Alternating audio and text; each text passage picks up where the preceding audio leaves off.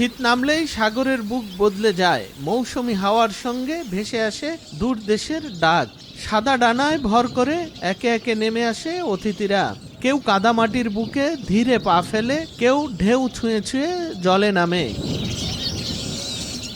একসময় এই উপকূল ছিল অতিথি পাখির নিরাপদ আশ্রয়। কলকাকলিতে মুখর থাকতো চারপাশ।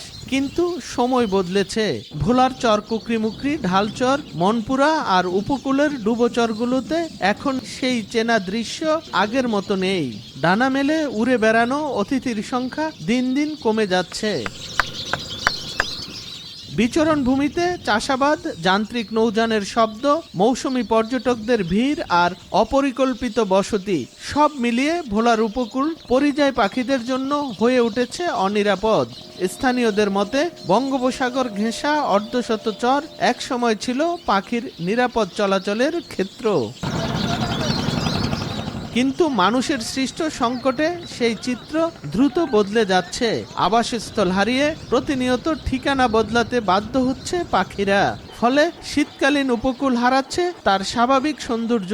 গতদিন আমরা শীতকালে দেখতাম প্রচন্ড পাখি, কিন্তু এবছর পাখি আমরা প্রথম শীতে কিছু দেখছি হালকা পাতলা, কিন্তু এরপরের তো পাখি তেমন একটা দেখে যাচ্ছে না। আগে এইসব চরে অনেক পাখি ছিল, এখন অনেক কমে। যে চরে খুঁটা জালে পাখিটি ডিস্টার্ব করে, কি যে মানুষ থাকে, সে কারণে পাখিটা অনেক কম। বিভিন্ন জেলেরা ওই যে ট্রলার ইঞ্জিনের শব্দের কারণে বা বিভিন্ন জায়গাতে মানুষ বেশি আসার কারণে এই জন্য অতিথি পাখি কম। মানুষজন একটু চাপ দেয়, এই কারণে অতিথি পাখিটা সাগরের দিকে নেমে গেছে। বাংলাদেশ বার্ড ক্লাবের উদ্যোগে সম্প্রতি 8 দিনের শুমারি শেষে পরিযায়ী পাখি কমে যাওয়ায় উদ্বেগ প্রকাশ করেন টিমের সদস্যরা। প্রকৃতির স্বাস্থ্য ও সৌন্দর্য রক্ষায় পাখির বিচরণ ভূমি ও আবাসস্থলগুলো নিরাপদ রাখার দাবি তাদের। এই চরগুলোতে আগে আমরা অনেক বেশি পাখি দেখতাম, শীতের পরিযায়ী পাখি, কিন্তু এই তরমুজ চাষের কারণে এই ভোলা পার্শ্ববর্তী চরগুলোতে পাখির সংখ্যা বেশ কমেছে এই বছর। এইটা অনেক গবেষণার ব্যাপার যে কেন কিছু পাখি বাড়ছে, কেন কমছে, তাদের খাবার,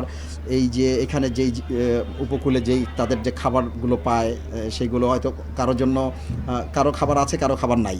শুমারি দলের সাথে সরেজমিন ঘুরে এসে বন অধিদপ্তরের কর্মকর্তা জানান, পাখির বিচরণ ভূমিতে মানুষের যাতায়াত কমাতে ব্যবস্থা নেওয়া হবে।